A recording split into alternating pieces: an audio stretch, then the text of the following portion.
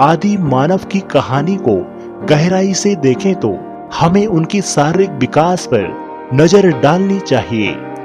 शुरुआती प्राइमेट से लेकर होमो सेपियंस तक मानव का शरीर कई बदलावों से गुजरा। उदाहरण के लिए जब यह 2 पैरों पर चलने लगे तो उनकी रीढ़ की हड्डी सीधी हुई और कुल्हों की संरचना बदलती चली गई। इससे उन्हें लंबी दूरी तक चलने और दौड़ने की क्षमता मिली, जो शिकार और भोजन की तलाश में बहुत काम आई। साथ ही उनके जबड़े छोटे होते गए और दांतों का आकार भी बदलता चला गया, क्योंकि वे अब कच्चे पौधों के बजाय पका हुआ भोजन खाने लगे। एक और रोचक बात यह है कि आदि मानव के दिमाग का विकास उनके हाथों के उपयोग से जुड़ा था। जब उन्होंने पत्थरों को तोड़कर औजार बनाना शुरू किया तो उनके लिए सटीकता और योजना की जरूरत पड़ी। यह काम दिमाग के उस हिस्से को सक्रिय करता था जो सोचने और समस्याओं को हल करने के लिए जिम्मेदार होता है। वैज्ञानिकों का मानना है कि यह प्रक्रिया एक तरह का फीडबैक लूप थी। जितना ज्यादा वे औजार बनाते गए उतना ही उनका दिमाग विकसित होता गया। यह मानव को अन्य प्राणियों से अलग करने वाला एक बड़ा कारण था। आदि मानव के जीवन में मौसम का बहुत प्रभाव था। अफ्रीका में सूखे और बरसात के चक्र चलते रहते थे, जिसके कारण उन्हें अलग अलग परिस्थितियों में ढलना पड़ता था। सूखे के समय भोजन और पानी की कमी हो जाती थी तो वे नदियों या झीलों के पास चले जाते थे। वहीं बरसात में जंगल फिर से हरे भरे हो जाते थे, जिससे फल और छोटे जानवर आसानी से मिल जाते थे। इस तरह मौसम ने उनके घुमंतु जीवन को आकार दिया और उन्हें लचीला बनाया। उनके शिकार के तरीके भी समय के साथ बदलते गए।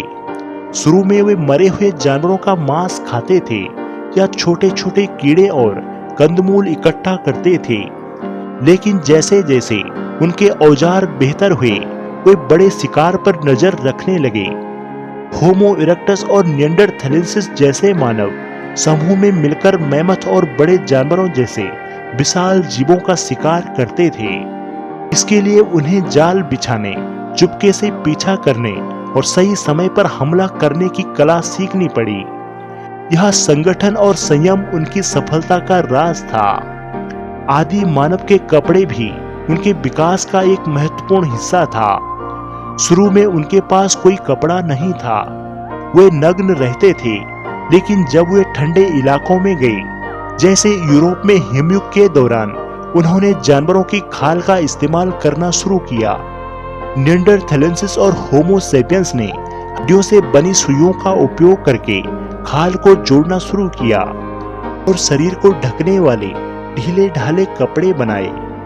यह न केवल ठंड से बचाव था, बल्कि शिकार के दौरान चोट से भी सुरक्षा देता था। उनके आश्रय भी समय के साथ विकसित होते गए। पहले वे पेड़ों पर या प्राकृतिक गुफाओं में रहते थे, लेकिन होमो सेपियंस ने जानवरों की हड्डियों और पेड़ की शाखाओं से अस्थायी झोपड़ियां बनाना शुरू किया। यह झोपड़ियां हवा और बारिश से बचाती थी और समूह के लिए एक सुरक्षित जगह बनाती थी। इस जगहों पर पुरातत्वविदों को मैमथ की हड्डियों से बने ढांचे मिले हैं, जो बताते हैं कि वे कितने जीनियस थे। आदि मानव में जिज्ञासा भी एक बड़ी भूमिका निभाती थी। वे अपने आसपास की चीजों को समझने की कोशिश करने लगे, जैसे वे चांद और सूरज के चक्कर को देखते होंगे और मौसम के पैटर्न को समझने की कोशिश करते होंगे। यह जिज्ञासावाद में विज्ञान और खगोल शास्त्र की नींव बनी। कुछ जगहों पर मिले पत्थरों के गोले उन्हें आने लगे। शायद वे उनके शुरुआती प्रयोगों का हिस्सा थे। हालांकि इनका सटीक उद्देश्य आज भी रहस्य बना हुआ है।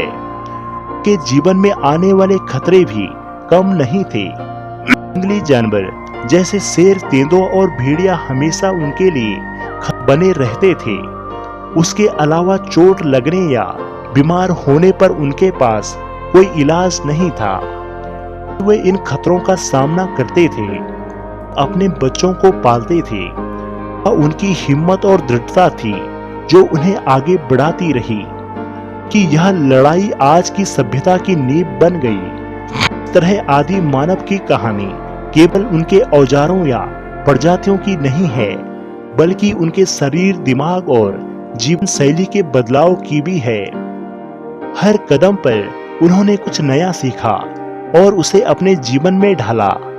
यह एक ऐसी यात्रा थी जो लाखों सालों तक चली और हमें उस मुकाम तक लाई जहां आज हम हैं। उनकी शुरुआत भले ही साधारण रही हो, लेकिन उनके मेहनत और अनुकूलन ने मानव इतिहास को नया आकार दिया।